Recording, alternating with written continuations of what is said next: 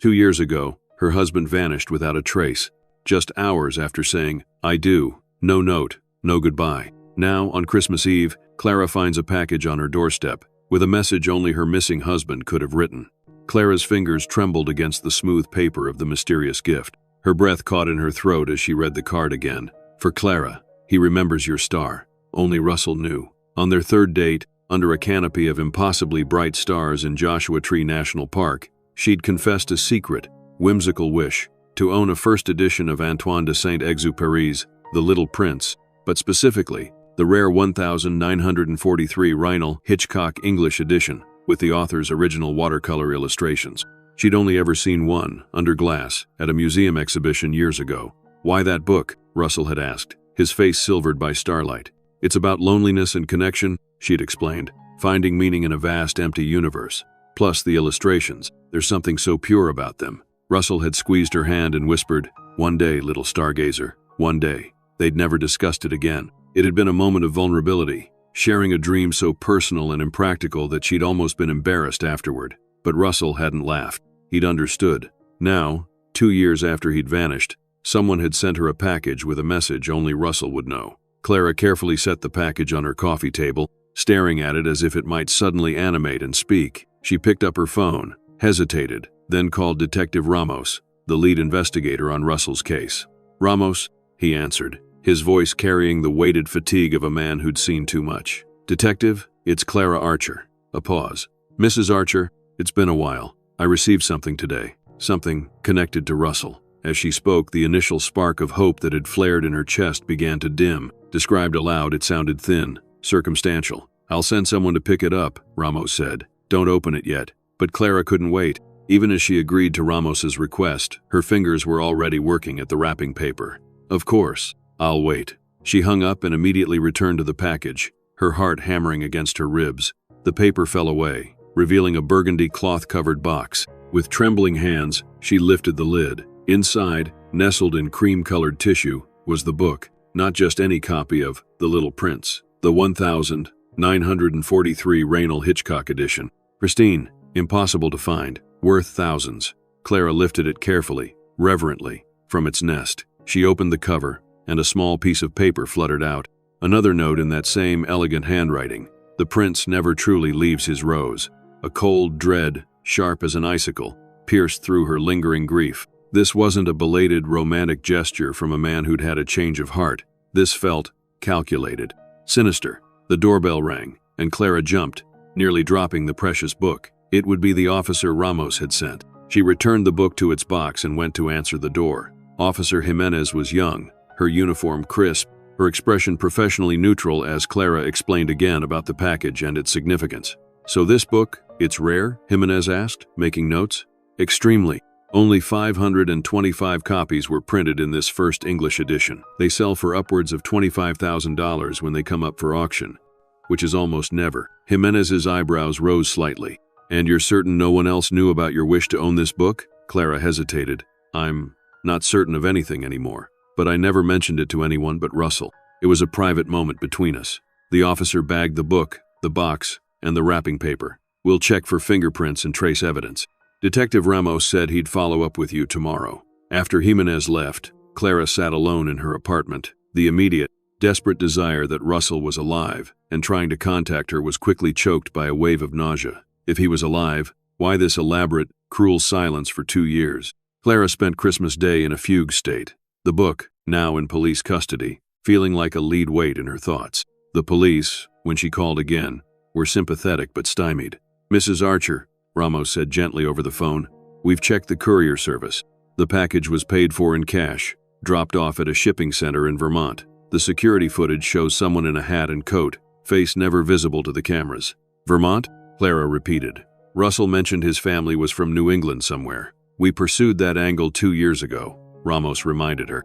"No record of any Archer family matching his description in the Northeast. No property records, no tax records, nothing." Clara closed her eyes, remembering how little she'd actually known about Russell's background. She had never pressed, respecting his apparent desire for distance. "What if he used a different name?" she asked suddenly. "What if Archer wasn't his family's real name?" There was a pause on the line. "That's possible," but without more to go on, Clara made a decision. Thank you for your help, Detective. Please let me know if you find anything on the package. Mrs. Archer, Ramos said, his tone cautious. I understand this has brought everything back to the surface for you, but please don't get your hopes up, and be careful. After hanging up, Clara opened her laptop and searched for private investigators in her area. She was reignited with a terrifying new purpose. If the police couldn't help, she would find someone who could. Her search led her to Marcus Thorne, a grizzled ex-detective known for his tenacity with cold cases. His website was basic but direct. When the trail goes cold, Thorne finds the fire. She called the number and was surprised when Thorne himself answered. Thorne Investigations. Mr. Thorne, my name is Clara Archer. My husband disappeared 2 years ago, and I'd like to hire you to find him. There was a pause. Missing persons isn't usually my specialty, Mrs. Archer. The police have done all they can, Clara finished. But something's happened, something new, and I need someone who can look deeper, someone who won't dismiss me. Another pause. Come by the office tomorrow, 2 o'clock. Bring whatever you have on your husband's disappearance. The next day, Clara sat across from Marcus Thorne in his small, cluttered office. He was older than she'd expected, maybe in his early 60s, with salt and pepper hair and the weathered face of someone who'd seen too much of human nature's darker side.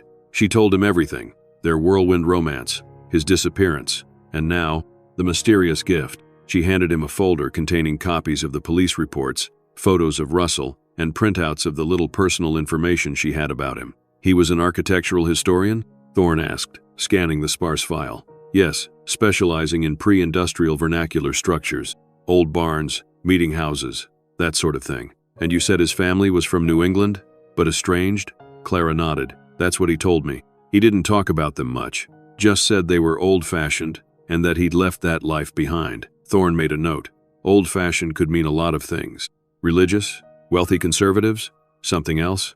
I don't know, Clara admitted. I never pressed. He seemed pained when the subject came up, so I let it drop. And you were married how long before he disappeared? Less than 24 hours, Clara said, the familiar ache returning. He was gone the next morning. Thorne's expression didn't change, but something in his eyes shifted. That's unusual. Most men who get cold feet do it before the ceremony, not after. He flipped through the photos of Russell, tall, lean, with an academic's thoughtful eyes and a surprising, dimpled smile. Good-looking guy. Charismatic? Very, Clara confirmed. He could make anyone feel like the most interesting person in the room, yet minimal digital footprint, vague background, Thorne mused. Did he have friends? Colleagues? Clara frowned. A few. Most were more acquaintances than close friends. His department chair at the university, a couple of fellow researchers. They all said the same thing. Friendly, but private. No one knew much about his life before he came to California 3 years ago. Thorne sat back in his chair. Mrs. Archer, I'll be straight with you. After 2 years, the chances of finding your husband. I know the statistics, Clara interrupted. I'm not naive. But this book, it's a message. Someone knows where Russell is, or what happened to him. And I need to know, even if the truth is difficult. Thorne studied her for a long moment, then nodded. My rate is $200 a day plus expenses. I'll need a $2,000 retainer to start. Clara didn't hesitate. I'll write you a check right now. 3 weeks passed. January brought rain to Southern California. Clara checked in with Thorne regularly, but progress was slow. Clara tried to focus on her work. She was a curator at a small art museum, but her mind constantly circled back to the book, to the message. He remembers your star. The police had returned the book to her after finding no usable fingerprints or other evidence. It now sat on her shelf, a beautiful enigma that drew her gaze whenever she was home. One evening, as rain pattered against her windows, Clara carefully took the book down and opened it again. She turned the pages slowly, admiring Saint-Exupéry's delicate watercolors, looking for, what? A hidden message? A clue? There was nothing obvious, nothing inserted between the pages. But as she returned to the beginning, something about the end paper caught her eye. Was that a slight discoloration in the corner? She held the book closer to her lamp, examining the cream-colored paper. There, almost invisible unless you were looking for it, a tiny star drawn in what appeared to be very faint pencil. Clara's pulse quickened. She grabbed her phone and took several close-up photos, then called Thorne. I found something, she said when he answered. In the book, a star drawn on the end paper. It's faint, but it's there. Could be nothing, Thorne cautioned. These old books sometimes have marks from previous owners. No, this is deliberate, Clara insisted. It's perfect, symmetrical. And remember the card. He remembers your star. I'm sending you photos. She heard Thorne sigh. All right, send them through. I'll take a look. But but don't get your hopes up that this is some kind of treasure map." Clara hung up, frustrated by his caution but understanding it. The next morning, she was surprised when Thorne called her. "I might have something," he said without preamble. "Not from your star, but from another angle. You said Russell specialized in pre-industrial vernacular architecture, right?" "Yes," Clara confirmed. "I found a paper he published 3 years ago, just before he moved to California. It was about barn structures in a specific region of Vermont. Very technical, lots of architectural jargon, but there was a section about a particular style he found noteworthy for its isolation from regional influences. He included photos. And, Clara prompted when Thorne paused, "and I tracked down the area where these barns are located. It's a remote valley in central Vermont, mostly uninhabited except for one large property that takes up most of the valley floor. Heavily wooded, minimal road access." Clara's heart began to race. "Whose property is it?" "That's where it gets interesting. On paper, it belongs to something called the Archer-Meroe Collective, through a series of shell corporations and trusts. No individuals named. Very little public information." "Archer," Clara repeated, "like Russell's last name." "Exactly. And here's where it gets weirder. Meroe was an ancient kingdom in what's now Sudan. They were known for their isolation, their ironworking, and their distinctive architecture." Clara's mind was spinning. "So you think this is Russell's family? This collective?"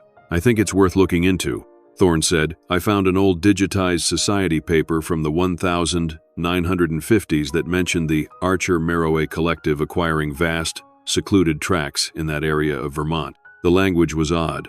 Talked about them seeking sanctuary from the corruption of modern influence." "That sounds like what Russell described," Clara said, excitement building in her voice. "Old-fashioned, isolated. What else do we know about them?" "Not much officially," Thorne admitted, "but I've been making calls to local businesses in the nearest town. Being careful, not raising alarms. There are rumors." "What kind of rumors?" "The locals call them the kindred. They keep to themselves, but occasionally send members into town for supplies. People describe them as odd but polite. Always pay in cash. Don't engage in small talk. Dress plainly. Some kind of self-sufficient community." Clara's throat felt dry. "A cult? Maybe. Maybe not," Thorne said. "Could just be a private community with their own ways. Some kind of back-to-the-land collective that's been there for generations. But it's the first solid lead we've had." "So what now?" Clara asked. "Now," Thorne said, "I think I need to take a trip to Vermont. See this place for myself. Discreetly." "I'm coming with you," Clara said immediately. "Mrs. Archer, Clara, I don't think that's wise. If this is connected to your husband's disappearance, there could be risk involved." "He's my husband," Clara said firmly. "If there's any chance he's there, or that someone there knows what happened to him, I need to see for myself." There was a long pause. "Let me go first," Thorne finally said. "Scout the situation. If I find anything concrete, then we can discuss you coming out." Clara wanted to argue but knew he was right. Charging in without information could be disastrous. "Fine, but I want daily updates." "Agreed," Thorne said. "I'll fly out tomorrow." After they hung up, Clara returned to the book, staring at the tiny penciled star. The Archer-Meroe Collective, the Kindred. These names stirred something cold in Clara's chest. If Russell had been running from this group, if they had somehow found him and taken him back, Clara carefully returned the book to her shelf and went to her laptop. She searched for Archer-Meroe Collective and the Kindred Vermont, but found nothing beyond a few vague mentions in historical property records. That night, she dreamed of Russell. They were back in Joshua Tree, under that vast canopy of stars. He was trying to tell her something important, but his voice was fading, growing more distant with each word. She strained to hear him, reaching out, but he receded into darkness, leaving her alone beneath the cold, distant stars. She woke with tears on her cheeks and a name on her lips, Meroe. The next day, Thorne flew to Vermont. True to his word, he called Clara that evening from his motel room in a small town called Sheffield. "The valley is about 20 minutes from here," he told her. "Very isolated. One road in, gated at the entrance to the property. The gate isn't particularly forbidding, simple wooden structure, but there's a sign that says, 'Private property, the Kindred community, no trespassing.'" "Did you see anyone?" Clara asked. "Not at the gate, but I drove through town first, and I did see what I assume were members at the general store. 3 of them, 2 men and a woman, all dressed in simple, dark clothing. Not Amish or anything like that, just plain. No patterns, no logos, nothing flashy." "Did they seem normal?" Clara wasn't sure what she was asking. "Define normal," Thorne said dryly. "They were quiet, kept to themselves. The cashier knew them, called one of the men Mr. Reed. They didn't correct her, but they didn't engage much either." "Reed, Not Archer, Clara noted. Could be nothing. Could be they use different names in town. I'm going to hang around for a few days, see what else I can learn without raising suspicions. Be careful, Clara said. If they're connected to Russell's disappearance. I'm always careful, Thorne assured her. That's how I've stayed alive in this business for 30 years. Over the next 3 days, Thorne called each evening with updates. He'd learned little more about the kindred, despite careful inquiries around town. People knew of them, but not about them. I'm going to try a different approach, Thorne told Clara on the 4th evening. There's a ridge overlooking part of their property. With good binoculars, I might be able to observe the compound without trespassing. Isn't that risky? Clara asked. Less risky than trying to go through the gate. I'll be careful. Stay on public land. Keep my distance. The next day passed without word from Thorne. Clara tried calling several times, but each call went straight to voicemail. By evening, she was frantic with worry. She was about to call the local police when her phone finally rang. Thorne, where have you been? I've been worried sick. Sorry, he said, his voice strained. No cell service up on that ridge. I hiked out there at dawn. Spent the day observing. Only just got back to town. And? Clara prompted. Did you see anything? There was a long pause. I saw buildings. A cluster of them in a clearing. Looks like a small village. Simple structures, but well maintained. Gardens, some livestock, and I saw people moving around. What kind of people? Clara asked, her heart hammering. Another pause. People dressed like those I saw in town. Simple, dark clothing, moving with purpose. They seem organized, disciplined. Not like a hippie commune, more like, I don't know, something else. Did you see Russell? Clara could barely form the question. Clara, Thorne said, his voice suddenly gentle. I need you to prepare yourself. Clara sank onto her couch, knees suddenly weak. Tell me. I can't be 100% certain at that distance, even with good binoculars, but I saw a man who matched Russell's general description. Tall, lean build, similar hair color. Was it him? Clara pressed. Possibly, Thorne said carefully. The man I saw was thinner than in your photos. His posture was different, stiffer, more formal, but the resemblance was strong. Clara closed her eyes, trying to process this information. I need to go there, she said. I need to see for myself. Clara, wait, Thorne cautioned. There's more. The man I saw, he wasn't alone. There was a woman with him, older, maybe in her 50s. She stayed close to him, had her hand on his arm. Not affectionately, more like a guide or a minder. What are you saying? I'm saying that if that was Russell, he didn't look like a man there by choice. His movements were mechanical, his expression vacant. Everyone I observed moved with this strange, synchronized calm, but he especially seemed not fully present. A chill ran through Clara. You think he's being held against his will? I don't know, Thorne admitted. It could be medication, could be some kind of conditioning or programming, could be nothing. Maybe it wasn't even him, but something about that place feels off. Very off. All the more reason for me to come, Clara insisted. I'll fly out tomorrow, Thorne sighed. I figured you'd say that. All right, but we do this carefully. No confrontations. We observe only. And if I say we leave, we leave. Understood? Understood, Clara agreed, already opening her laptop to book a flight. Text me the motel information. I'll be there tomorrow evening. The flight to Vermont was interminable. Clara stared out the window at the clouds below, her mind cycling through scenarios, possibilities, fears. By the time she landed in Burlington and rented a car for the drive to Sheffield, she was exhausted from the emotional cyclone. Thorne was waiting for her in the parking lot of the Sheffield Inn, a small, dated motel that was the town's only accommodation. His weathered face looked even more lined with fatigue. Any changes? Clara asked as soon as she approached him. Nothing significant, Thorne replied. I went back to the observation point this morning. Similar patterns of movement. Couldn't spot the man who resembles Russell today, but visibility wasn't great. Cloudy, some fog in the valley. Clara nodded, scanning the quiet main street of Sheffield. A few locals were visible, going about their evening routines. Did they have any idea what might be happening just a few miles away? I got you a room, Thorne continued, handing her a key. We should talk inside. Best not to draw attention. Once in her small, dated room, floral bedspreads, wood paneling, the lingering smell of old cigarettes despite the no smoking sign, Clara sat on the edge of the bed while Thorne took the room's single chair. Tell me everything, she said. From the beginning, Thorne pulled out a small notebook. The Archer Meroe Collective acquired this land in 1953, according to county records. The purchase was made through a trust, no individual names listed. Over the years, they've added to their holdings. They now own approximately 200 acres, most of it wooded, with a central clearing where the compound is located. "And what exactly is in this compound?" Clara asked. "From what I could observe, about a dozen structures. One larger central building could be a meeting hall or communal dining area. Several smaller buildings that are likely residences. Gardens, a few animal pens, goats, chickens, self-sufficient setup. There's also what appears to be a forge or metalworking shop. Smoke from that area, the sound of hammering." "Metalworking," Clara repeated. "You mentioned Meroe was known for ironworking." "Yes. Could be they're maintaining that tradition. Hard to tell from a distance what they're producing." "And the people? How many?" "I counted approximately 30 individuals during my observations. Various ages, though notably few children. They move about with purpose, tending gardens, caring for animals, working in what might be craft areas. There's a rhythm to it, almost like choreography. Organized, efficient." Clara tried to picture it, this isolated community with their ordered movements and plain clothing. "And you're sure about the man you saw?" Thorne's expression softened slightly. "Clara, I can't be certain, but there was a strong resemblance, and something about the way the older woman stayed with him, guided him. It stood out as different from other interactions I observed."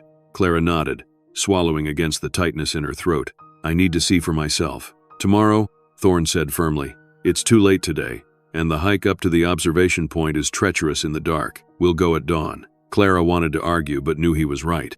"Fine, dawn. Try to get some sleep," Thorne advised, standing to leave. "And Clara, prepare yourself for any outcome. Even if we do confirm that's Russell, extracting him from that situation, if he's there against his will, won't be simple." After Thorne left, Clara lay on the lumpy motel bed, staring at the ceiling. Sleep seemed impossible. She was too close now, too filled with questions and hope and dread. She pulled out her phone and looked at her favorite photo of Russell. His face was tilted up toward the night sky, profile illuminated by moonlight, a slight smile playing at his lips. He had looked so free in that moment, so genuinely happy. Had it all been an act? Clara must have eventually drifted off, because she woke with a start to a soft knocking at her door. Disoriented, she checked her phone. 5:30 a.m. Thorne. She opened the door to find him already dressed for hiking, a small backpack over his shoulder. "Ready?" he asked. 20 minutes later, they were driving out of town in Thorne's rental car. The sky was just beginning to lighten, a pale gray blue that promised a clear day. They drove in silence, Clara watching as the town gave way to forests and scattered farms. Thorne eventually turned onto a narrow dirt road, driving about a mile before pulling over near a trailhead. "We hike from here," he said, "about 40 minutes up to a ridge that overlooks the valley. We'll stay on public land, but we'll have a view of much of the compound." The hike was challenging, steep in places, the trail faint and obviously seldom used. Clara was grateful for the hiking boots she'd packed on impulse. As they climbed, her anticipation grew, along with a sense of foreboding. Finally, they crested a rise and Thorne gestured for her to get down. They crawled the last few yards to the edge of the ridge, where a natural formation of rocks provided both a vantage point and cover. Thorne handed Clara his binoculars. "There!" The clearing below. Clara adjusted the focus and gasped softly. Spread out below was exactly what Thorne had described, a small village of simple buildings arranged in a rough circle around a central structure. Even from this distance, she could see people moving about, starting their day. "The larger building in the center," Thorne whispered. "That seems to be where they gather. Yesterday morning they all entered it at the same time. Some kind of meeting or service, I'm guessing." Clara scanned the compound, watching as individuals moved between buildings, tended to gardens, fed animals. If Thorne hadn't pointed out the strangeness of their movements, she might have thought it was simply an industrious farming community. "I don't see him," she said after several minutes of careful observation. "Keep watching," Thorne advised. "Yesterday, the man I spotted didn't emerge until later in the morning." They waited in silence, the sun rising higher, warming the cool morning air. Clara's arms grew tired from holding the binoculars, but she didn't lower them, afraid she might miss something crucial. And then, movement at the door of one of the smaller buildings near the center. A woman emerged, tall, gray-haired, with a straight posture that radiated authority. And behind her, Clara's breath caught. Even at this distance, even with the changes Thorne had described, she would know that silhouette anywhere. Taller than most of the other community members, with that distinctive way of ducking his head slightly when passing through doorways. "Russell," she breathed, her heart hammering so hard she thought it might break through her ribs. Thorne glanced at her. "You're sure?" "Yes," Clara said, not taking her eyes off the figure. "That's him. That's my husband." Through the binoculars, she studied him hungrily, noting the changes. He was thinner, yes, his posture more rigid than she remembered. His hair was longer, tied back at the nape of his neck, and his face, even from this distance, she could see what Thorne had meant about his expression. It was blank, empty in a way that Russell's animated features had never been. The older woman kept close to his side as they walked toward what appeared to be a garden area. Her hand occasionally touched his elbow, guiding him. Not a romantic gesture, but proprietary, controlling. "Who is she?" Clara whispered. "I don't know," Thorne admitted, "but she seems to have some authority. Others defer to her when she passes." They watched as Russell and the woman reached the garden. Other members were already there, kneeling in the soil, working methodically. Russell joined them, his movements precise but somehow mechanical, like a wind-up toy performing its designated function. What have they done to him? This wasn't the vibrant, intellectually curious man she had married. This was a shell, animated but empty. "It could be drugs," Thorne suggested quietly. "Some kind of sedative or antipsychotic that dulls personality. Or it could be psychological conditioning. Cults often use a combination of sleep deprivation, repetitive tasks, and constant surveillance to break down individuality." "We have to help him," Clara said, lowering the binoculars at last, her eyes burning with unshed tears. "We have to get him out of there." Thorne's expression was grave. "Clara, think about this. We don't know exactly what we're dealing with. How many people are in that compound? What kind of security they might have? Whether Russell would even want to leave." "Look at him," Clara hissed. "Does that look like a man who's there by choice? He's like a zombie. Even if that's true, we can't just walk in there and take him. That would be kidnapping, legally speaking. We need more information, a better plan." Clara raised the binoculars again, finding Russell still kneeling in the garden, his movements robotic as he pulled weeds from between neat rows of plants.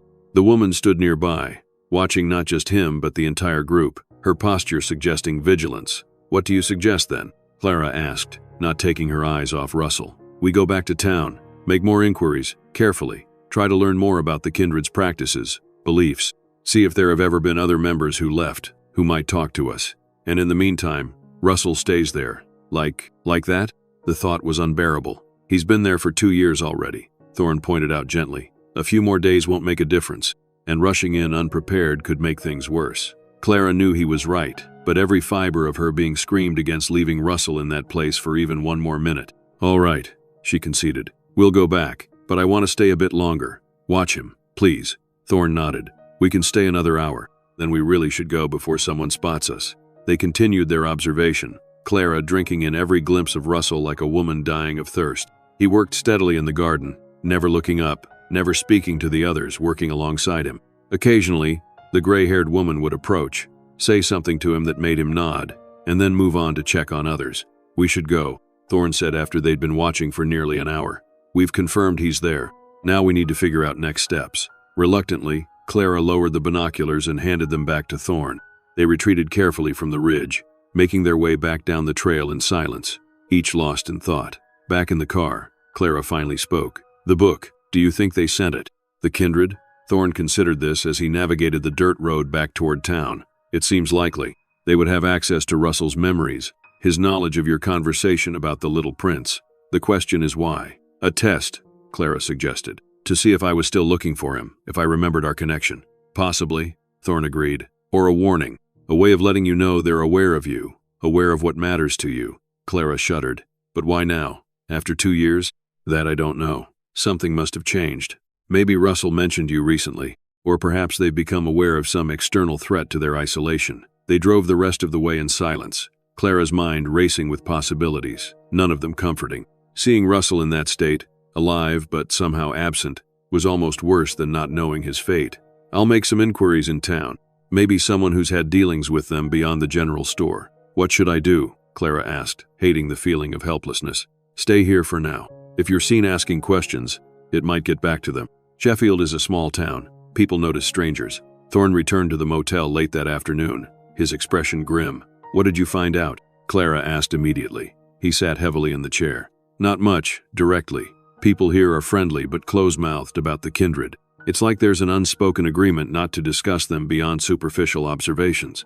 "But," Clara prompted, sensing there was more. "But I did find someone who was willing to talk, off the record. The bartender at the local tavern. His cousin apparently worked as a delivery driver for the hardware store about 15 years ago, made regular deliveries to the kindred's gate." "And?" And according to this cousin, there was an incident. He was making a delivery when he saw a young man, maybe 18, 19, running from the compound, being chased by several others. They caught him near the gate, subdued him. Clara's blood ran cold. Subdued how? The cousin wasn't specific. Said the young man was taken back into the compound. He reported it to the local sheriff at the time, but nothing came of it. The sheriff spoke to someone from the kindred who said it was a family matter, a troubled young man who needed care. Without evidence of a crime, the sheriff couldn't do anything. So they've done this before, Clara said quietly. Kept people against their will. It's one account, secondhand, from 15 years ago, Thorne cautioned. But yes, it suggests a pattern of controlling members who try to leave. Clara moved to the window, looking out at the quiet street of Sheffield. Such a normal-looking town. While just miles away, people were essentially imprisoned in a compound cut off from the world. What about Russell? She asked. How do we help him? Thorne sighed. That's where it gets complicated. Legally, we have no standing. Russell is an adult, without evidence that he's being held against his will, evidence that would stand up in court. We can't simply remove him. But we saw him, Clara protested. He's clearly not himself. What we saw was a man who appears subdued, possibly medicated or psychologically conditioned, but proving that to the satisfaction of law enforcement, getting them to take action against a reclusive but otherwise law-abiding community. That's a high bar. Clara turned back to face him. So what, we just leave him there? Accept that he's gone? No, Thorne said firmly. We keep gathering information, build a stronger case, maybe find a way to communicate with Russell directly, assess his mental state. How? Clara demanded. We can't exactly walk up to the gate and ask to speak with him. Before Thorne could respond, Clara's phone rang. She glanced at the screen. Unknown number. Hello? She answered cautiously. Mrs. Archer? An unfamiliar female voice. This is Elaine at the Sheffield post office. I have a package here for you. Clara frowned. A package? But how? I just arrived in town yesterday. It was dropped off this morning, the woman explained. Addressed to Clara Archer, care of Sheffield Inn. Since we know everyone's staying at the inn, there's only 3 rooms. I figured I'd call rather than send our delivery person over. Clara's heart raced. Who? Who left the package? One of the kindred, the postmistress said, lowering her voice slightly. The older woman, I think some folks call her Mother Reed. She doesn't come into town often. Mother Reed, the gray-haired woman who had been with Russell that morning. I'll come pick it up, Clara said, her voice surprisingly steady despite her internal panic. Where are you located? After getting directions and hanging up, Clara relayed the conversation to Thorne. They know we're here, she concluded.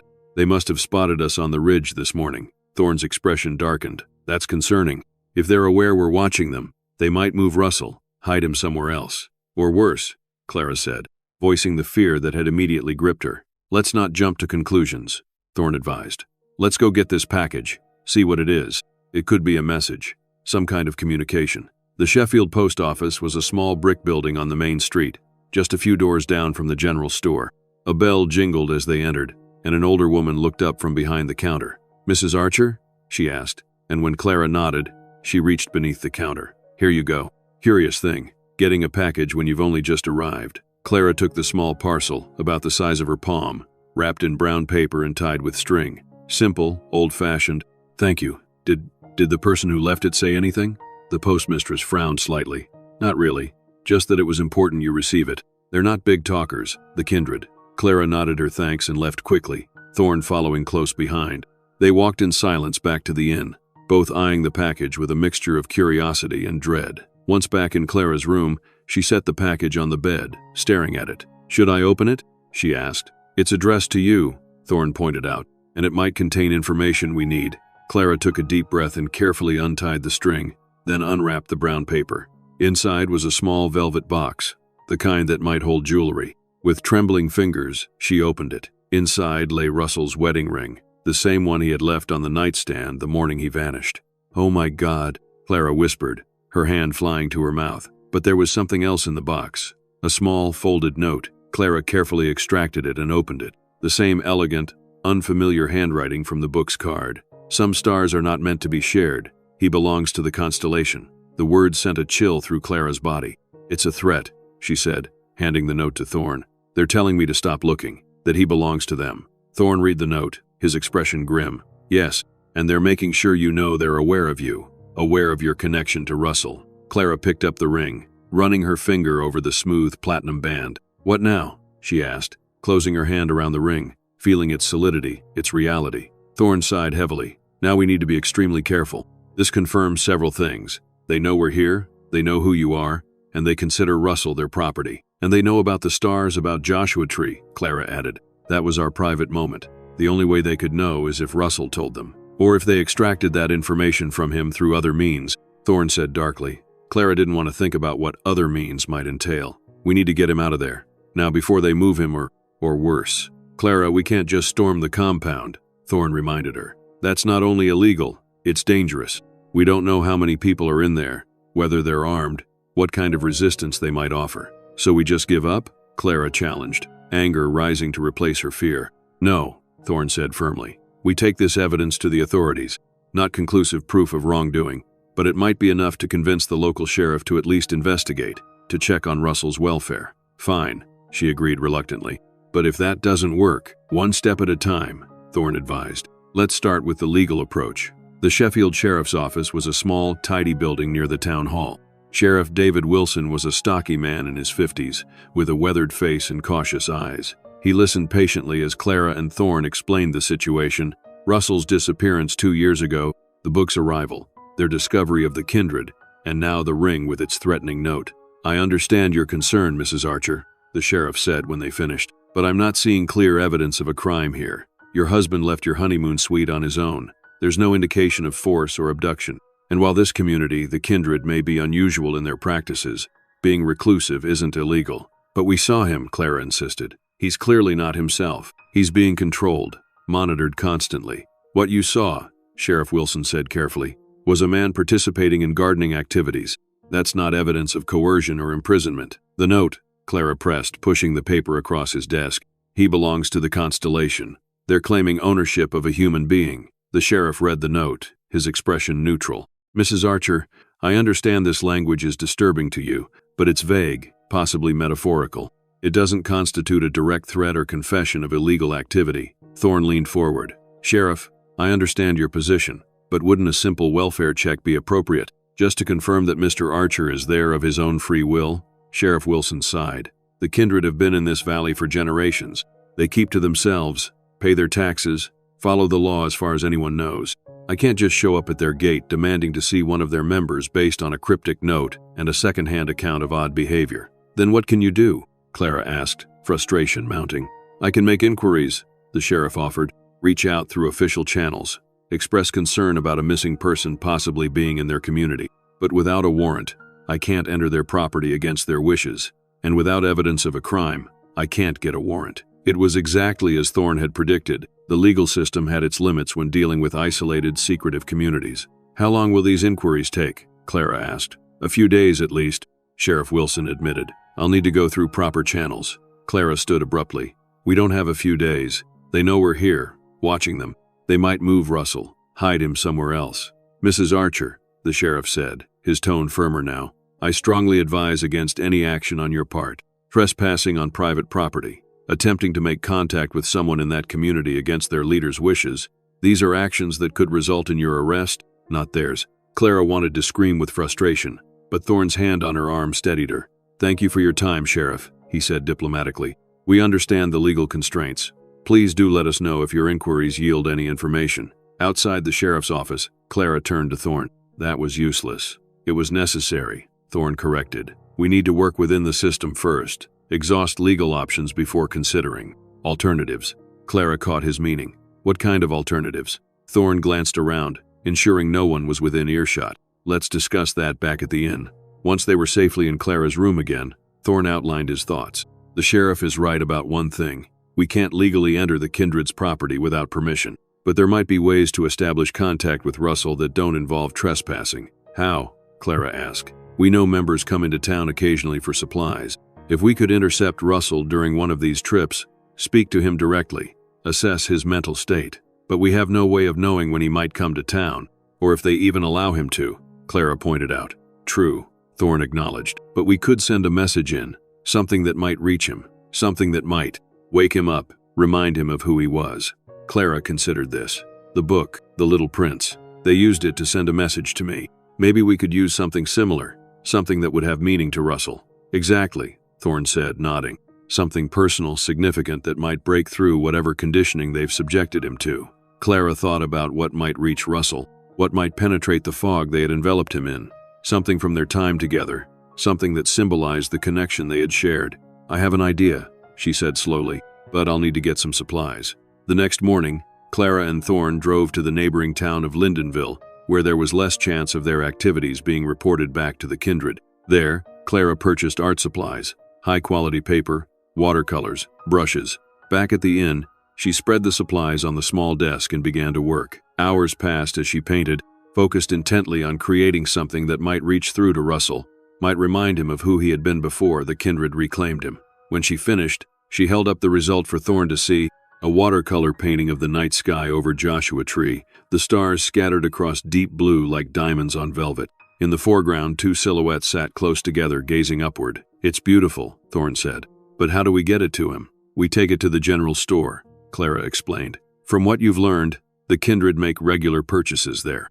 We leave it with the shopkeeper. Ask her to pass it along next time any of them come in." "That's actually not a bad plan," Thorne admitted. "Low risk, potential high reward if it reaches him. Though there's no guarantee whoever comes to the store will give it to Russell. It's worth trying," Clara insisted. "It's not illegal, and it's better than doing nothing while the sheriff makes his inquiries." They drove back into Sheffield and parked near the general store. Clara had rolled the painting carefully and placed it in a simple cardboard tube. She'd attached a note that read simply, "For Russell Archer, from Clara." The general store was quiet when they entered, just the proprietor, a friendly-looking woman in her 60s, arranging items on a shelf. "Good morning," she greeted them. "Passing through?" "Actually," Clara said, approaching the counter, "I was hoping you could help me with something." The woman, her name tag read Margaret, tilted her head curiously. "I'll certainly try." Clara placed the tube on the counter. "I need to get this to someone in the kindred community. I was told they shop here regularly." Margaret's expression shifted subtly, a wariness entering her eyes. "They do come in, yes, every week or so for supplies they don't produce themselves. But I don't know if I can." "Please," Clara said, letting her desperation show. "It's important. It's for my husband." Margaret's eyebrows rose. "Your husband is with the kindred?"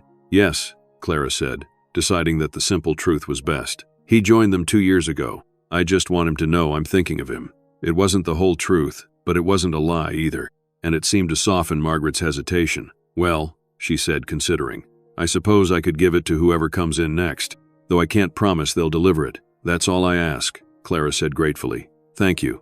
As they turned to leave, Margaret called after them. "Mrs.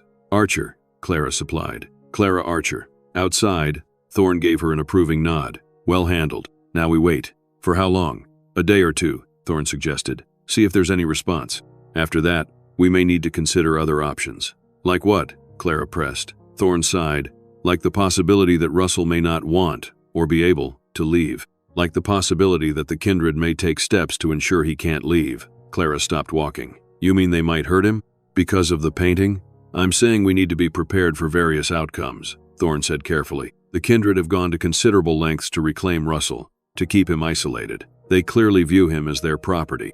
People who think that way can be dangerous when they feel threatened." The thought sent ice through Clara's veins. "What have I done?" she whispered. "You've tried to help someone you love," Thorne said firmly. "There's no shame in that. But now we need to be strategic, careful. We need to consider what happens if Russell can't or won't leave with us, even if we establish contact." Clara nodded, swallowing against the fear rising in her throat. "So we wait." "We wait," Thorne confirmed, "and we prepare for whatever comes next." The rest of the day passed in agonizing slowness. Clara alternated between pacing her motel room and sitting by the window. Thorne checked in periodically, bringing food she barely touched and updates that contained no real news. The sheriff had made his official inquiry to the kindred but had received no response yet. No one from the community had been spotted in town since they'd left the painting at the general store. As evening fell, casting long shadows across the motel parking lot, Clara's phone rang. Unknown number. "Hello?" she answered tentatively. "Mrs. Archer?" A woman's voice, vaguely familiar. "This is Margaret, from the general store." Clara sat up straighter. "Yes? Has someone—" "They came," Margaret cut in, her voice low, urgent. "About an hour ago. A man and that older woman, Mother Reed, some call her. They saw the package. She asked who it was for, and when I told her, Mrs. Archer, she took it. Said she'd make sure it got to the right person, but the way she looked—" "What?" Clara pressed. How did she look? Angry, Margaret said simply. Very angry. And the man with her? Not your husband. Someone else. He looked frightened of her. Mrs. Archer, I don't think your painting is going to reach your husband, and I'm worried that by asking me to deliver it, you might have put yourself in danger. Clara's heart sank. Thank you for telling me, Margaret. Did they say anything else? No, Margaret replied. But they left quickly after that. And Mrs. Archer? They bought rope, a lot of it, and some other things that worried me. What things? Clara asked, her mouth dry. Padlocks, heavy ones, and those zip tie things, the plastic restraints. Clara closed her eyes, trying to push away the images those items conjured. Thank you, Margaret. I appreciate the warning. After hanging up, she immediately called Thorne and relayed the conversation. This is concerning, he said, his voice grave. If they're purchasing restraints, they may be planning to secure Russell more thoroughly, perhaps move him to a more isolated location within the compound. Or worse, Clara said, voicing her deepest fear. Let's not jump to conclusions, Thorne advised, but I think we need to accelerate our timeline. If the sheriff won't act quickly, we may need to take more direct action. What kind of action? I'm thinking we need to get closer to the compound, try to establish visual contact with Russell again, assess the situation. When? Clara asked. Tonight, Thorne said decisively, under cover of darkness. We won't enter the property, but we'll get as close as we legally can, see if there's any unusual activity. It was a risk, but the alternative, waiting while the kindred potentially moved or further restrained Russell, was unacceptable. I'll be ready, Clara said. Night fell over Sheffield, the small town quieting as businesses closed and residents retreated to their homes. In her motel room, Clara dressed in dark clothing as Thorne had instructed, black jeans, a navy sweater, sturdy boots. She pulled her hair back into a tight ponytail and smeared a bit of dark eyeshadow on her cheekbones as improvised camouflage. At 10:30 p.m., Thorne knocked softly on her door. Ready? He asked when she opened the door. Clara nodded, her determination overriding her fear. What's the plan? We drive as close as we can to the trailhead, then hike up, not to the ridge where we were before, but to a different vantage point that should give us a view of the compound from the east side. There's less tree cover there, so we should be able to see any unusual activity, even at night. Will we be able to see Russell? Clara asked. Thorne's expression was grave. That depends on where he is in the compound. If he's in one of the buildings, no. But if there's any activity outside, and given the supplies they purchased today, there might be, we could get lucky. They drove in silence, Thorne taking a different route than before, approaching the area from another direction. We walk from here, he said quietly. Stay close, follow my lead, and step where I step. We need to move silently. The hike was more challenging in darkness, even with the small red-filtered flashlight Thorne occasionally used to check their path. The terrain was steep, rocky in places, with tangled underbrush that caught at their clothing. Clara's heart pounded, not just from exertion but from anticipation and fear. After about 40 minutes of difficult hiking, Thorne held up a hand, signaling her to stop. They had reached a small clearing near the edge of a cliff that overlooked the valley from a different angle than their previous observation point. From here, we should be able to see the eastern side of the compound, Thorne whispered, pulling binoculars from his backpack, including what looks like a storage building or workshop area. Clara crouched beside him, peering down into the valley. The compound was visible as a collection of dark shapes against the slightly lighter ground, with a few windows emitting a soft, yellow glow. It was late, nearly midnight, but apparently, some members of the kindred were still active. Thorne handed her the binoculars, and she adjusted them, focusing on the lighted windows. Most seemed to be in the central building, where several figures moved back and forth, their silhouettes occasionally visible through curtains. There, Thorne whispered, pointing to a smaller structure set slightly apart from the others. That building wasn't lit up when we observed earlier. Looks like some kind of activity there now. Clara shifted her view to the indicated building. It was indeed illuminated now, with what appeared to be lantern light rather than electric lighting. The door opened, and several figures emerged. 4 people, moving purposefully. She caught her breath as one of them came into clearer view. Even in the dim light, even at this distance, she recognized Russell's tall form. But something was wrong. He was being led, or rather half-carried, by 2 other men, his movements jerky and uncoordinated. Something's happening, she whispered urgently to Thorne. Russell, he looks drugged or something. They're taking him somewhere. Thorne took the binoculars, focusing intently. You're right. He appears sedated or restrained in some way. They're moving him to that larger building near the center. Mother Reed is with them. Clara felt panic rising in her chest. We have to do something. They're going to hurt him, or move him somewhere we can't find him. Clara, wait, Thorne cautioned, grabbing her arm as she instinctively started to rise. We can't just charge in there. There are at least 30 people in that compound, and we have no idea if they're armed or how they might react to intruders. He pulled a small camera from his backpack, not a phone, but a digital camera with a powerful zoom lens. This can capture images in low light. We'll get proof of what's happening. They watched in tense silence as Russell was half dragged, half carried into the central building. Thorne took photos continuously, the camera making soft clicking sounds in the quiet night. What do you think they're doing? Clara whispered. I don't know, Thorne admitted. But given what they purchased today, restraints, padlocks, they may be securing him more thoroughly, perhaps in response to our presence in town, to the painting you tried to send in. They continued their observation for nearly an hour, but there was no further activity visible from their vantage point. All the figures had disappeared into the central building, and though lights remained on, no silhouettes could be seen through the curtained windows. We should go, Thorne finally said. We have some evidence now, and staying longer increases our risk of being discovered. They made their way back down the trail in silence, each lost in their own thoughts.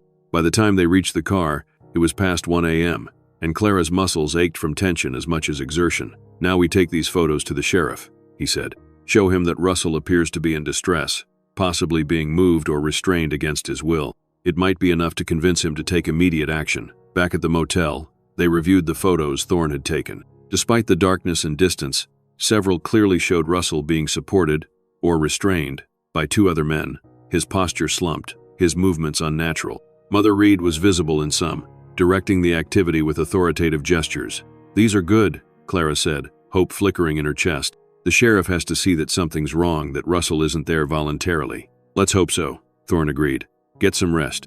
We'll go to his office first thing in the morning. But rest proved elusive for Clara. She lay on the lumpy motel bed, staring at the ceiling. What were they doing to him now? While she lay here, safe but helpless, she must have eventually drifted into a fitful sleep, because she woke with a start to knocking at her door. It was Thorne, already dressed and looking grim. We need to go. Now. What's happened? Clara asked, instantly alert. I just got a call from a contact in town. There was activity at the Kindred compound early this morning. Several vehicles left, heading north. Clara's blood ran cold. Russell?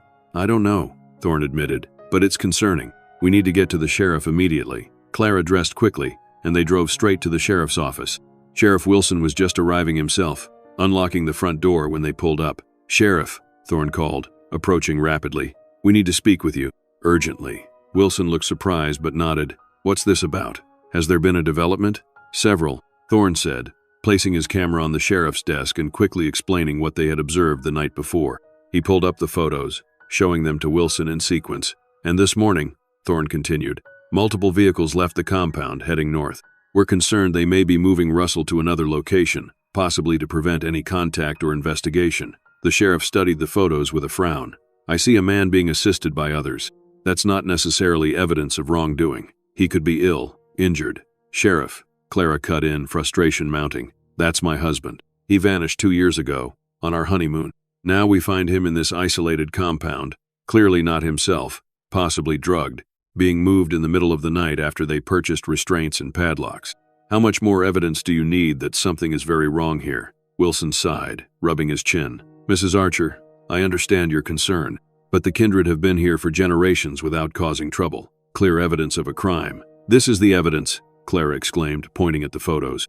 And if you don't act quickly, they'll move him somewhere else, somewhere we can't find him. The sheriff was silent for a moment, considering. Finally, he nodded. All right, I'll go out there this morning. Conduct a welfare check. Asked to speak with Mr. Archer directly. It wasn't everything Clara had hoped for, but it was a start. Thank you, Sheriff. When will you go? Within the hour, Wilson promised. But I need to do this officially, alone. I can't have you two interfering. We understand, Thorne said before Clara could protest. We'll wait to hear from you. Outside the sheriff's office, Clara turned to Thorne. He's going to be too late. If those vehicles were moving Russell, we don't know that for certain. They could have been doing something else entirely. We can't take that chance, Clara insisted. We need to get back to the compound, see if Russell is still there. Thorne hesitated, then nodded. They drove back toward the area of the compound but parked well before the access road. This time, they made for a different vantage point, closer to the gate, where they might be able to see if the sheriff was admitted when he arrived. The compound looked quieter than it had the day before. "Something's different," Clara whispered. "It's like the energy has changed." Thorne nodded grimly. "I count maybe 10 people visible. Yesterday there were 3 times that many. I think some of them did leave this morning." "Russell?" Clara asked, her voice catching. "No way to tell from here," Thorne admitted. "We'd need to get closer, see inside the buildings." They waited in tense silence, watching the compound. After about 40 minutes, the sheriff's patrol car appeared on the access road, approaching the wooden gate that marked the entrance to the Kindred's property. The car stopped, and Sheriff Wilson emerged, adjusting his hat before walking to the gate. He pressed what appeared to be an intercom button and waited. After a long moment, a figure emerged from one of the buildings, the tall, gray-haired woman they recognized as Mother Reed.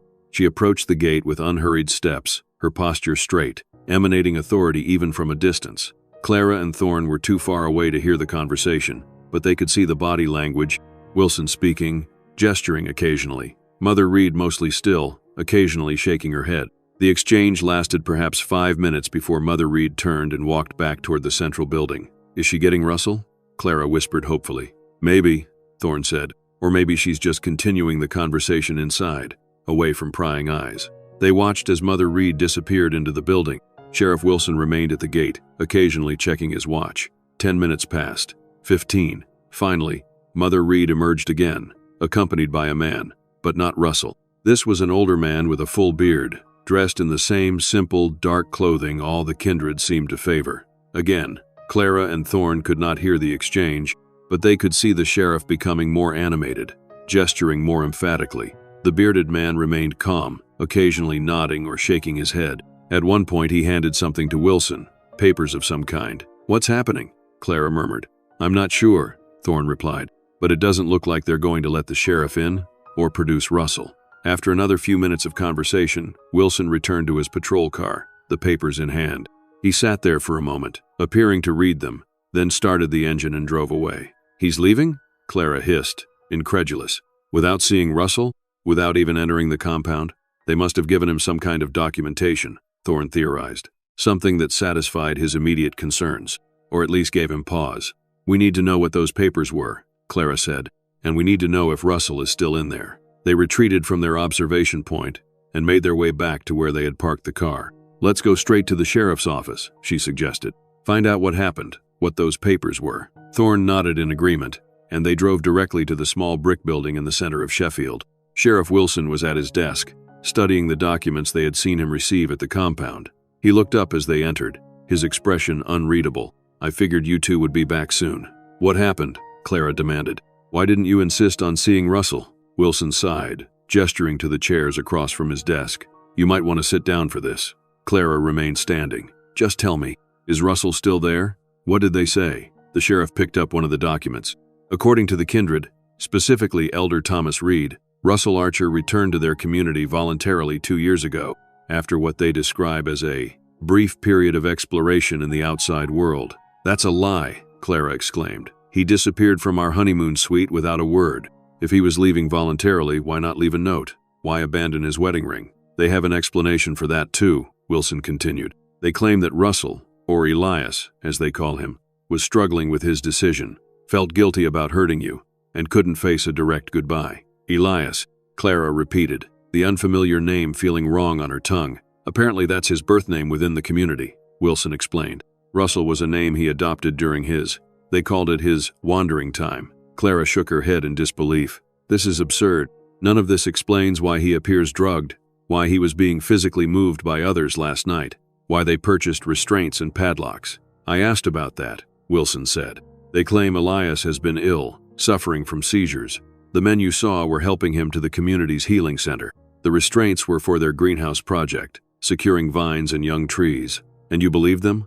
Clara asked incredulously. "I have no evidence to contradict them," Wilson replied, "and they provided this." He handed over another document, a letter, handwritten on simple paper. Clara took it with trembling hands and read, "To whom it may concern, I, Elias Reed, known outside the community as Russell Archer, confirm that I have returned to the Kindred of my own free will.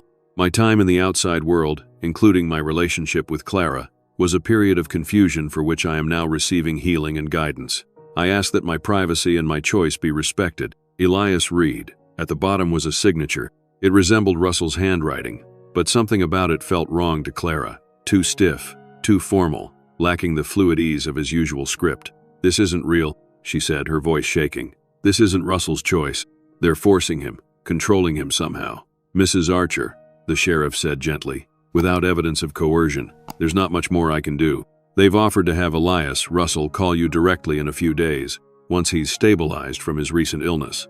"A few days?" Clara repeated. "By then they could have moved him anywhere." "Sheriff, please, you have to go back. Insist on seeing him in person, talking to him alone." Wilson spread his hands helplessly. "Without more to go on, I can't force the issue. They have rights too. Privacy, religious freedom, property rights. The court set a high bar for interfering with isolated religious communities." "So that's it?" Clara asked, her voice breaking. "We just give up? Accept their version of events?" "I didn't say that," Wilson replied. "I'll continue making inquiries. I've put in a call to the state police, asked them to check on those vehicles that left the compound this morning, and I've requested Russell's original missing person file from California to compare this signature with known samples of his handwriting." "Thank you for trying, Sheriff," Thorne said when Clara remained silent, struggling with her emotions. "Please let us know if you learn anything new." Outside, Clara finally broke down, tears streaming down her face. "They have him, Thorne. They have him, and they're going to keep him, and there's nothing we can do about it." Thorne guided her to a nearby bench, away from curious onlookers. "Clara, listen to me. This isn't over. We have more information now than we did before. We know Russell is, or at least was, in that compound. We know there's a connection between him and this elder Thomas Reed, possibly a family relationship. But they won't let us see him," Clara said, wiping at her tears. "They're just going to keep him isolated. Keep him. Whatever they've done to him. That empty shell we saw." Thorne was silent for a moment, considering. "We wait for the call." "What call?" "The one the sheriff mentioned. If they even allow the call," Clara pointed out. "And if they do, it will be monitored, controlled. He won't be able to speak freely." "Perhaps," Thorne agreed. "But there might be clues in what he says, how he says it, and it buys us time to explore other avenues." "What other avenues?" Clara asked desperately. "There might be people who have left the kindred," Thorne suggested. "Former members who could provide insight, testimony about their practices. If we could find someone like that." "All right," Clara agreed, wiping away the last of her tears. "We'll wait for the call. And in the meantime, we'll look for former members, anyone who might have information about what goes on in that compound." Thorne nodded encouragingly. "That's the spirit. This isn't over, Clara. Not by a long shot." 3 days passed with agonizing slowness. Clara and Thorne remained in Sheffield, making discreet inquiries about the kindred, searching for anyone who might have left the community or had insider knowledge of their practices. Their efforts yielded little. Sheriff Wilson provided updates on his inquiries, but they too were minimal. The state police had located 2 vehicles that had left the compound that morning, but they contained only supplies and a few kindred members on what appeared to be a routine trip to a larger town for materials not available in Sheffield. There was no sign of Russell among them. The handwriting comparison was inconclusive, but as Clara had noted, there were subtle differences that could be attributed to stress, illness, or coercion. And still, no call came from Russell. On the morning of the 4th day, Clara sat in her motel room, staring at her silent phone. "They're not going to call," she told Thorne when he checked in. "They've bought themselves time, that's all." "Let's give it one more day," Thorne suggested. "And in the meantime, I have a new lead to follow." Clara looked up, hope flickering. "What lead?" "The bartender at the local tavern mentioned someone, an older man who lives outside town, a bit of a hermit. Rumor has it he left the kindred decades ago, though no one knows the full story. He might be willing to talk to us, give us insight into their practices." "Where is he?" Clara asked, already reaching for her jacket. "About 20 miles from here, in a cabin near Willoughby Lake." The bartender drew me a map. They drove through the Vermont countryside, small farms nestled in valleys, the occasional glimpse of a lake gleaming in the distance. The cabin was remote, accessible only by a narrow dirt track that tested even Thorne's SUV. It was small, weathered but well-maintained, with smoke curling from a stone chimney. A garden, now mostly harvested for the season, stretched behind it. "Let me do the talking at first," Thorne suggested as they approached. "If he really did leave the kindred, he might be wary of strangers." Clara nodded, hanging back slightly as Thorne knocked on the rough wooden door. After a long moment, it opened to reveal an elderly man with a lined face and sharp blue eyes. His white hair and beard were neatly trimmed, and he wore simple clothes that reminded Clara of the kindred's plain attire, though less severe. "Yes?" he asked, his voice surprisingly strong for his apparent age. "Mr. Abram Reed?" Thorne inquired. The old man's eyes narrowed. "Haven't used that name in a long time. Who's asking?" "My name is Marcus Thorne. This is Clara Archer. We're trying to learn about the kindred community, and we heard you might have some insights." Abram studied them both, his gaze lingering on Clara. "Archer, you said? Any relation to the Archers of the kindred?" "My husband," Clara said, stepping forward. "His name is Russell Archer, though I've recently learned he was born Elias Reed. He disappeared 2 years ago and has apparently returned to the kindred. We're trying to understand what happened to him." Something flickered in the old man's eyes. Recognition, perhaps, or sympathy. "You'd better come in," he said after a moment's consideration. "This isn't a conversation for doorways." The cabin's interior was simple but comfortable. A stone fireplace with a crackling fire, handcrafted wooden furniture, shelves lined with books. It reminded Clara, with a pang, of the aesthetic Russell had favored in their brief time together. "Sit," Abram offered, gesturing to chairs near the fire. "I'll make tea." While he busied himself in the small kitchen area, Clara examined the bookshelves. Many were works on architecture, history, philosophy, subjects that would have interested Russell. She wondered if this was coincidence or if these interests were common among the kindred. When Abram returned with a tray of tea, she asked him directly, "Are you related to Russell, to Elias?" The old man set down the tray and took a seat across from them. "I was," he said simply. "Elias would be my great-nephew, if family ties still counted after leaving. His grandfather was my brother." Clara's heart raced. Finally, someone with direct knowledge of Russell's background, his family. "Why did you leave?" she asked. Abram's weathered face grew somber. "I left because I could no longer abide by the covenant.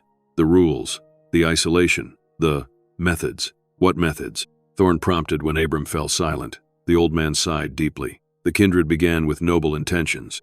My great-grandfather founded the community in the 1880s as a place of refuge, a return to simpler values, self-sufficiency, craftsmanship. The name Archer was chosen to represent aim, purpose, direction. Meroe was added later, inspired by the ancient kingdom's mastery of ironworking, which we also practiced." He poured tea into 3 cups, the familiar ritual seeming to help him gather his thoughts.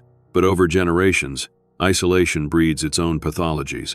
What starts as a desire for simplicity becomes rigidity. What begins as devotion becomes control. By my father's time, the kindred had developed strict hierarchies, elaborate rules about who could speak when, who could leave the compound, who could marry whom." "And that's why you left?" Clara asked. Abram nodded. "Partly. I was young, curious about the outside world.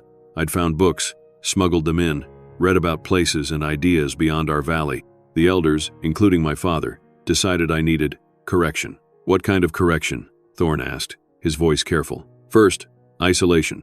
Then, when that didn't sufficiently dampen my curiosity, herbs. Preparations that dulled the mind, made one compliant, docile." Clara felt a chill, like what we saw happening to Russell. "Likely similar," Abram agreed. "The recipes are passed down, modified over time. Some are simple sedatives, valerian, skullcap. Others are more potent combinations, designed to create specific states of consciousness, suggestibility, dependency." "How did you escape?" Clara asked. A ghost of a smile crossed Abram's face. "I pretended compliance, acted as though the treatments had worked, gained back their trust, bit by bit. And then one night, I simply walked away. It was 1968. I was 23 years old." "And they didn't come after you?" Thorne asked, surprised. "Oh, they tried," Abram said. "For months, I'd spot them in towns where I was working, asking questions. But I kept moving, changed my name, eventually settled here, far enough away to be safe, but close enough to keep an eye on them, to help others who might leave." "Have there been others?" Clara asked eagerly. "Other people who left the kindred?" Abram's expression darkened. "A few, not many, and fewer still who left successfully. The kindred have evolved since my time. Their methods of control have become more sophisticated, and they're particularly determined to keep those born into the community from leaving." "Like Russell," Clara murmured. "Yes," Abram confirmed. "Those born into the kindred are considered sacred vessels, carriers of the pure bloodline. When one leaves, as Elias did, it's seen as a grave transgression, a wound in the community's body that must be healed. By bringing them back," Thorne concluded. "By any means necessary," Abram corrected grimly. "In the old days, that might have meant simply sending people to find them, to persuade them to return. Now, I've heard stories, abductions, drugs." Extended purification rituals that amount to brainwashing. Clara's hand flew to her mouth. That's what's happened to Russell, isn't it? They've brainwashed him. Abram regarded her with compassion. Based on what you've described, yes, it's likely he's undergone reintegration. Can it be reversed? Clara asked, the question that had been burning in her mind since she first saw Russell in that compound. Abram was silent for a long moment, considering. It depends, he finally said, on how long he's been subjected to the treatments, on his own inner resistance, on whether there's still a core of his original self preserved somewhere inside. Some who leave the kindred never fully recover. Others, with time and support, find their way back to themselves. So there's hope, Clara said, clinging to this slender thread. There's always hope, Abram agreed. But there's also reality. The kindred will not easily surrender one of their own, especially not someone like Elias, who is likely considered a Reed by birth, part of the leading family. That woman, Clara remembered. Mother Reed. She seemed to be in charge of Russell, always with him. Abram nodded. That would be Margaret Reed, I imagine. My brother's daughter. Elias's aunt, or great-aunt perhaps. She would have been a child when I left, but even then, she showed signs of being a true believer, devoted to the community's strictest interpretations. And Thomas Reed? Clara asked, remembering the name from the sheriff's report. The elder who spoke with Sheriff Wilson. If he's still alive, that would be my brother. Abram said, something like grief flickering across his features. He would be very old now, in his 90s at least. The man we saw with Mother Reed at the gate was indeed elderly, Thorne confirmed. White beard, stooped but still commanding. Abram closed his eyes briefly. Thomas, still controlling the community after all these years. If he's Russell's grandfather, might he be sympathetic? Clara asked hopefully. Might he understand that Russell had found happiness outside? With me? Unlikely, Abram said bluntly. To Thomas, the outside world has always been a source of corruption, a threat to the purity of the kindred. If anything, he would see Elias's marriage to you as proof of that corruption, a bond that needed to be broken for Elias's salvation. Clara felt as though she'd been physically struck. So the book, the ring, those weren't from Russell directly. They were messages from the kindred. The book? Abram asked, curious. Clara explained about the rare edition of The Little Prince, the star drawn on the end paper, the note that had accompanied it. Abram listened intently, his expression growing more troubled. Yes, that fits their methods. Using intimate knowledge extracted from Elias to create a message that would resonate with you personally. He remembers your star, not I remember, but he, speaking of Elias in the third person, as if he were separate from his actions, his memories. And the second message, Clara continued, some stars are not meant to be shared. He belongs to the constellation. That was with Russell's wedding ring. A warning, Abram said grimly. A clear statement of their claim on him. The constellation is the kindred, the community as a whole, bound together in a fixed pattern, unchanging. But why? Clara asked, anguish in her voice. Why send these things to me at all? Why not simply keep Russell hidden? Let me believe he had left me, vanished. Abram considered this. There could be several reasons. Perhaps Elias continued to speak of you, to remember your connection even through their treatments.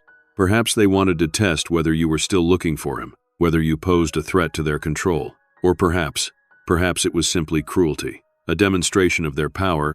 We have him. We know what matters to him, and by extension, to you. Clara shuddered, remembering the cold dread she had felt upon receiving the book. There must be something, Clara insisted, desperation in her voice. There is one possibility, Abram said slowly. A final option, though it may not be what you want to hear. Tell me, Clara demanded. Whatever it is, I need to know. Contact, Abram said simply. Direct, personal contact with Elias. If there's any part of him that still remembers his life as Russell, that still carries his love for you, seeing you in person might reach him in a way that messages or intermediaries cannot. But they won't let me near him, Clara pointed out. They've made that clear with their warnings, with their refusal to let even the sheriff see him. Not openly, no, Abram agreed. But the kindred do send members to the outside world for necessary supplies, materials they can't produce themselves. If you could engineer an accidental meeting, somewhere away from the compound, hope flared in Clara's chest. Like in town, if we knew when Russell might be sent to the general store or somewhere else in Sheffield, it's possible, Abram said, though they're likely to keep Elias closely monitored, especially now that they know you're looking for him.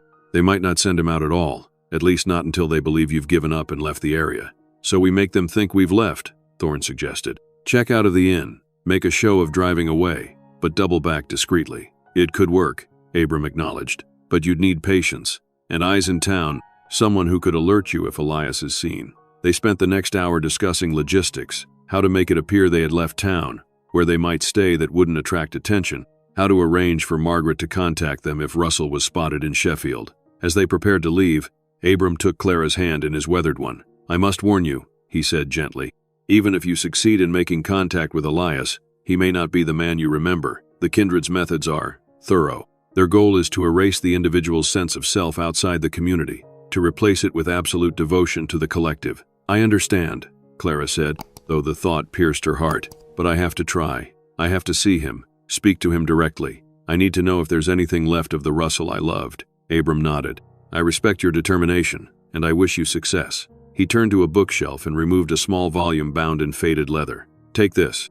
It's a journal I kept during my early years after leaving the Kindred. It details some of their practices, their language, their methods of control. It might help you understand what Elias has experienced, how to potentially reach him." Clara accepted the journal gratefully. "Thank you for everything." As they drove back toward Sheffield, Clara clutched the small book in her hands, feeling as though she'd been given a map to a territory both foreign and intimately connected to Russell. The next day, they put their plan into motion. Clara checked out of the Sheffield Inn, making sure to mention within earshot of the clerk that she was heading back to California, since there's nothing more to be done here. Thorne similarly made a show of packing his car and driving out of town. But instead of leaving Vermont, they reconvened at a small cabin Thorne had rented under a false name, 20 miles away near a popular fishing lake. Far enough to be off the Kindred's radar, close enough to return to Sheffield quickly if needed. Clara contacted Margaret at the general store, explaining their plan and asking her to call if she saw Russell in town. Margaret agreed, her voice lowered even over the phone, clearly nervous but willing to help. And so began a period of waiting unlike anything Clara had experienced before. Days stretched into a week, then two. She read Abram's journal cover to cover, then again, absorbing the detailed descriptions of the Kindred's practices. The journal painted a disturbing picture of a community that had evolved from a simple back-to-the-land collective into something far more controlling, more sinister in its manipulation of members. Hierarchies that placed the Reed family, the descendants of the founders, at the top, with absolute authority over other members. Most disturbing were Abram's descriptions of what happened to those who tried to leave, or who were brought back after leaving. The person who emerges from reintegration, Abram had written, bears only a physical resemblance to the one who entered it. Their memories remain, but divorced from emotion, from connection, like books on a shelf that belong to someone else. Clara wept when she read those words, imagining Russell, vibrant, curious, loving Russell, reduced to an empty vessel, his memories of their love together, rendered hollow, meaningless. But she refused to give up hope. Abram had also written of resilience, of the human spirit's capacity to preserve some essential core of self even through the most systematic attempts at erasure. Clara clung to this possibility, that somewhere within the shell she had observed moving mechanically through the Kindred's compound, some spark of Russell remained, and that if she could reach him, speak to him directly, that spark might flare, however briefly, into recognition. 18 days after they had supposedly left Sheffield, Margaret called. "He's here," she said without preamble. "Your husband, with 2 others, Mother Reed and a younger man. They're at the hardware store now, but they usually come to the general store after, for foodstuffs they don't grow themselves." Clara's heart raced. "I'm on my way. 20 minutes. Stall them if you can." She and Thorne had prepared for this moment, had a vehicle ready, had rehearsed the fastest route back to Sheffield. Even so, the drive seemed interminable, each minute stretching as Clara imagined Russell, Elias, finishing his business and returning to the compound before she could reach him. They parked a block away from the general store, and Clara quickly checked her appearance in the visor mirror. She had deliberately dressed simply today, in muted colors not unlike those favored by the Kindred, her hair pulled back in a plain style. Nothing that would immediately mark her as an outsider, as a threat. "Remember," Thorne cautioned as they prepared to separate, "the goal is a brief, direct interaction. Don't try to convince him to leave. Don't make accusations against the Kindred. Just try to connect, to see if there's recognition." Clara nodded, her throat too tight for words. This might be her only chance to reach Russell, to see if anything of the man she loved remained beneath the vacant exterior she had glimpsed at the compound. Thorne headed toward the hardware store to monitor the situation from a distance, while Clara made her way to the general store. Through the window, she could see Margaret behind the counter, alone in the shop. No sign yet of Russell or his companions. The bell jingled as Clara entered, and Margaret looked up, relief washing over her face. "They're still at the hardware store," she whispered as Clara approached the counter. "Thank you," Clara said fervently. For everything. I'll try to engage Mother Reed, Margaret offered. Ask her about their apple harvest or something. Might give you a moment with your husband. Clara positioned herself near a display of local honey, pretending to examine the jars while keeping a clear view of the door. Her heart hammered so loudly she was sure it must be audible in the quiet store. 5 minutes passed. 10. Had they changed their routine? Gone back to the compound without stopping here? And then the bell jingled. Mother Reed entered first, her tall figure commanding attention even in the simple setting of the country store. Behind her came a younger man, perhaps in his 30s, with the same deliberate movements Clara had observed in all the kindred, and then Russell. Even prepared, even having seen him through binoculars at the compound, the shock of his appearance hit Clara anew. He was thinner, yes, his face more angular than she remembered, but it was his eyes that broke her heart, flat, empty, without the spark of curiosity and warmth that had defined him. He moved with the same mechanical precision she had observed before, following Mother Reed like a shadow, his gaze rarely lifting from the floor. Margaret, true to her word, immediately engaged Mother Reed in conversation. "Mrs. Reed, just the person I wanted to see. I was wondering about your apple harvest this year. We have a few local varieties I thought might interest you." As the older woman was drawn into conversation, Clara moved carefully, positioning herself near where Russell stood, slightly apart from the others, his posture rigid, awaiting direction. Her heart pounding so hard she thought it might burst from her chest, Clara stepped directly into his line of sight. "Russell," she said softly, just his name, nothing more. His eyes lifted, met hers, and for a moment, a fraction of a second, there was nothing, no recognition, no change in his vacant expression. And then something flickered, a tiny shift, a momentary focus. "It's me, Clara," she continued, keeping her voice low, steady despite the emotion threatening to overwhelm her. "From Joshua Tree. The stars, remember?" His brow furrowed slightly, the first genuine expression she had seen on his face. His lips parted, as if to speak, but no sound emerged. "I received the book," Clara pressed, sensing she had only moments before Mother Reed noticed their interaction. "The Little Prince. And your ring. I've been looking for you, Russell. For 2 years. He began, his voice rusty, as if seldom used. "I am not. Russell is not my name." The words were flat, recited, but there was something in his eyes now. Confusion, perhaps, or the barest hint of struggle. "Your name is whatever you choose it to be," Clara said gently. "But you chose Russell once. You chose me. We were happy. Under the stars. Remember?" For a heartbeat, something profound shifted in his expression. "Clara," he whispered, just her name. But in that one word was confirmation that something of Russell remained, buried beneath layers of conditioning but not entirely erased. And then Mother Reed was there, inserting herself between them with remarkable speed for a woman of her age. "Elias," she said sharply, "we are finished here." Her hand closed around Russell's arm in that familiar proprietary gesture, and instantly, the moment of connection was severed. His expression smoothed back into vacancy, his posture stiffening once more. "Elias needs his medication," Mother Reed said to no one in particular, but her cold gaze was fixed on Clara. "We must return." She steered Russell toward the door, the younger man falling in behind them protectively. But as they reached the threshold, Russell turned his head, just slightly, and his eyes met Clara's one last time. In that brief glance was something Clara would replay in her mind for hours, days afterward. Not a plea for help, not a declaration of love, but a flicker of awareness of the man he had been. A momentary connection across the gulf that separated them. And then they were gone, the bell jingling as the door closed behind them. Clara stood frozen, tears streaming down her face. Margaret approached cautiously, concern etched on her features. "Are you all right, dear?" "He recognized me," Clara whispered. "Just for a moment, but he did. He said my name." Thorne entered the store a few minutes later, having observed the encounter from outside. "They're heading back to the compound," he reported, moving quickly. Mother Reed looked agitated. Clara nodded, still processing what had just happened. "I reached him, Thorne. Just for a moment, but I reached him. There's still something of Russell in there, beneath whatever they've done to him." "What now?"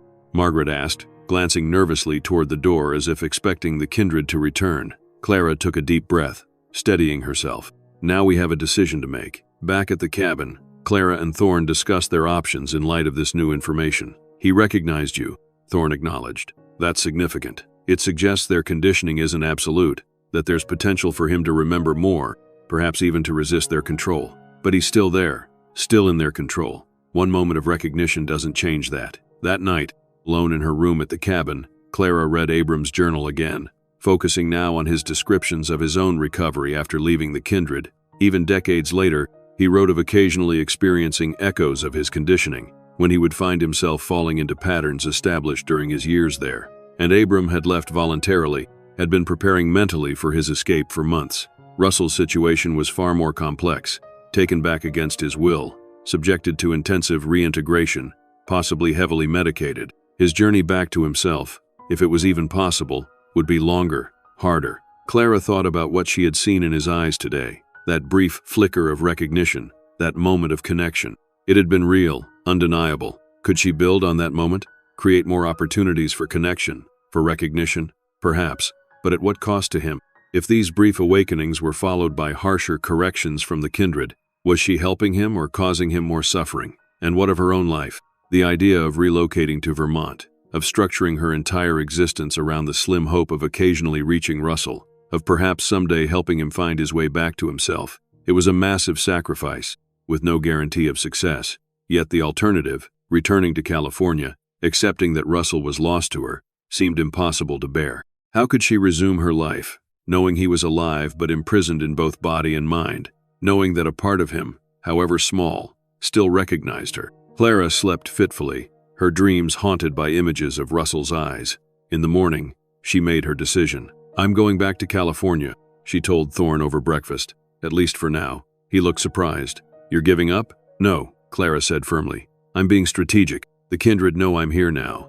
Russell will be under even stricter control. Trying to establish contact again immediately would be futile, possibly harmful to him." Thorne nodded slowly, understanding dawning. "So you return to California, make it appear you've accepted the situation, given up, and then?" "And then I plan," Clara said, "carefully, thoroughly, maybe connect with experts on cult deprogramming, learn everything I can about their methods and potential countermethods. I put my affairs in order, prepare for a possible long-term relocation, and when enough time has passed that the kindred might have lowered their guard somewhat." Thorne considered this, then nodded approval. "It's wise, difficult, but wise. And in the meantime, I can maintain some surveillance of the kindred, keep track of any significant changes." "You'd do that?" Clara asked, touched by his continued commitment. "I would," Thorne confirmed. "This case, it's not just a job anymore. I want to see it through, to help if I can." They spent the day making arrangements. Clara would fly back to California the following morning. Thorne would remain in Vermont for another week, establishing discrete observation protocols before also returning to his home base, where he would coordinate long-term monitoring of the kindred. They agreed to check in regularly, to share any new information or insights, to refine their strategy over time. It wasn't the immediate resolution Clara's heart craved, but it was a path forward, a way to maintain hope while acknowledging reality. The night before her departure, Clara stood outside the cabin, gazing up at the stars. They weren't as brilliant as they had been in Joshua Tree, where she and Russell had shared their dreams, but they were beautiful nonetheless, constant in their distant glow. She thought of the message that had accompanied the Little Prince book. At the time, it had seemed sinister, a violation of a private moment. Now, she wondered if it contained a kernel of truth, if somewhere in Russell's conditioned mind, the memory of their night under the stars remained, a small flame that couldn't be entirely extinguished. "I'll find a way back to you," she whispered to the night sky. "However long it takes, I promise."